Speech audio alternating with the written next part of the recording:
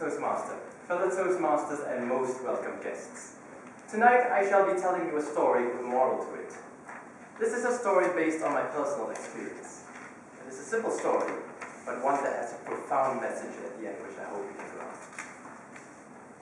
About 2 months ago, there was a closing ceremony for an annual sporting event for all the Malaysian clubs across New Zealand. Being short of performers and quite desperate for some, the committee approached me and asked if I would like to give the closing performance. Naturally, I couldn't resist, just had to say yes. Because for me, the speaking platform and the performing stage are like second homes to me. Great, we'll sign you up, they said. However, one of them approached me and said, Dominic, would it be alright if we asked you for a favor? What could this be, I thought. At this point in time, I must tell you that whenever I give my performances, I can be very expressive and liberal when I'm on stage. The moment I get into the mood and swing of things, I can go so crazy and wild that most of the times, I get sensual with my audience. In fact, most of my performances are inspired by none other than Lady Gaga herself, because she too goes wild and crazy while she's on stage, and it is no doubt that she is very sensual with her audiences. Back to the story, they asked me if I could tone down my performance, to take it down by a notch or two, because they felt that the audience was rather conservative and they were not sure that if they could put up with that kind of liberalism. Oh dear, this is a problem, I thought. I then sat down and thought to myself, alright Dominic, let's think about this. What would Lady Gaga do, I asked. Of course, she too had been in the same shoes as I had. Early this year, when she gave her world tour in conservative Asian countries, she faced much opposition. People didn't want her to perform because they found her too liberal for their liking.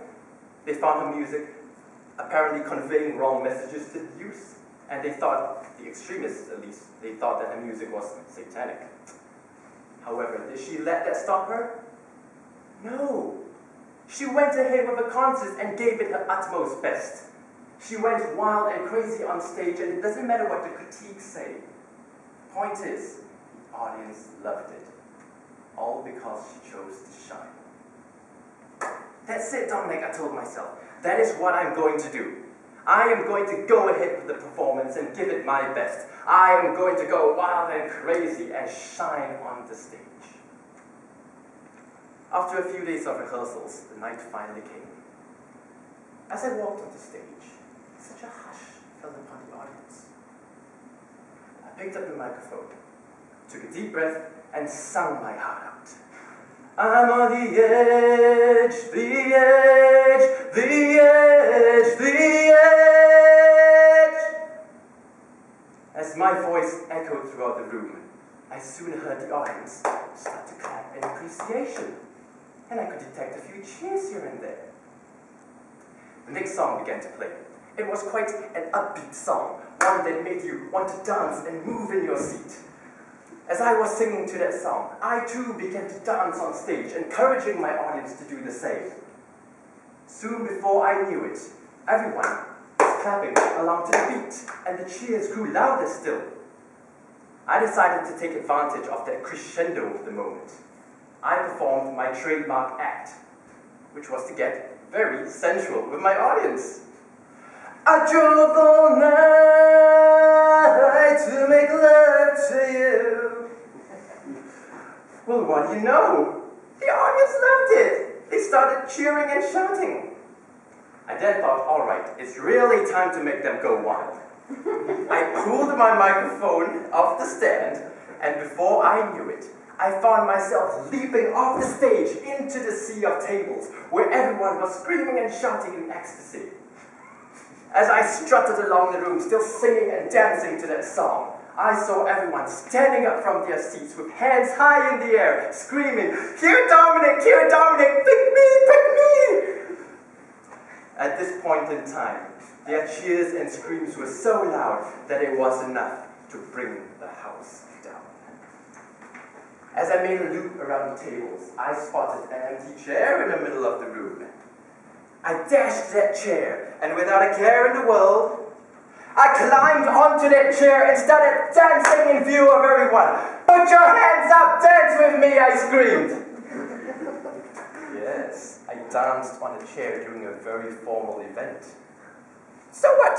The audience loved it. The song was drawing to a close. I walked back up on the stage just in time to finish the last line of my song. I need a hero! As my voice resonated throughout the room, I was greeted by a standing ovation of appreciative audiences, and their screams of joy by this time were elevated into cheers of ecstasy. As I gazed at my audience, it was at that moment that I realized one thing. That because I chose to express myself and let my guard down in front of so many, it was a sign to my audience that I was comfortable with them, which in turn made them comfortable with themselves.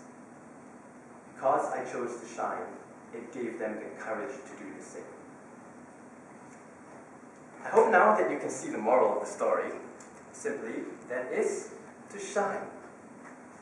If you say to yourself, oh, who am I to be brilliant, gorgeous, and fabulous? I'm just a nobody. Well, actually, who are you not to be? Your playing small does not serve the world. For example, if you come to Toastmasters and say, oh, I'm not really a good speaker, not like that person over there. Don't be silly. You are. Just choose to shine. I hope to see this at least for the next half of Table Topics. Or if you're like me, the kind of person who likes to do crazy, unexpected things. Whoa!